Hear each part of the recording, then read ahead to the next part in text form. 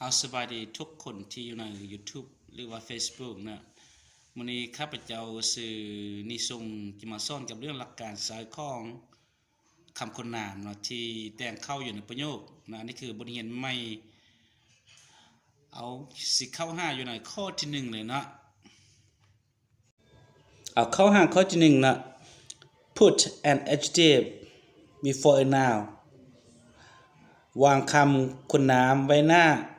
คำนามเนาะอันนี้ก็คือสูตรที่1 adjective บวกนามและบวก verb และสูตรที่2เลยมี subject บวก verb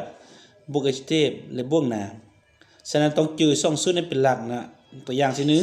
1 beautiful girls come from Korea สาวงามมาจากประเทศเกาหลีแล้วคำได้เป็นคำคนนามก็คือ beautiful พอวางไว้หน้า girl นะข้อ2 this is a nice mobile phone คำได้เป็นคำคนนามคือ nice นี่แมนโทรศัพท์ที่งามนะฉะนั้นสิเข้า5อยู่ในข้อที่2 put an adjective after verb to be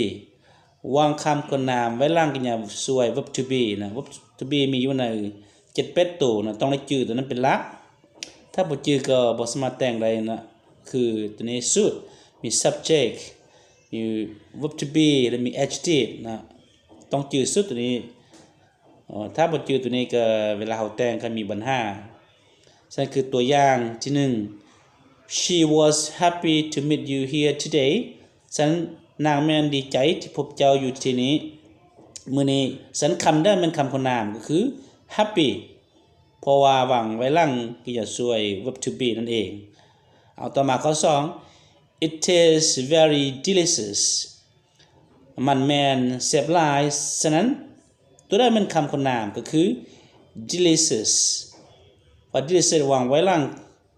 verb to be นั่นเองเนาะฉะนั้นต้องมาจื่อถ้าบ่จื่อก็บ่สามารถแต่งได้นะจื่อสุดเดแต่งได้เอาฉะนั้นเข้า5อยู่ไหนหลักการข้อที่3เลยเรียกว่าหน้าที่ข้อ3นะ put an adjective after some verb วางคำคุณนามไว้หลังกริยาบางตัวฉะนั้นกริยาบางตัวมีจำพวกได้ก็มีจำพวกนี้นะมี look smell become make turn go appear grow up feel taste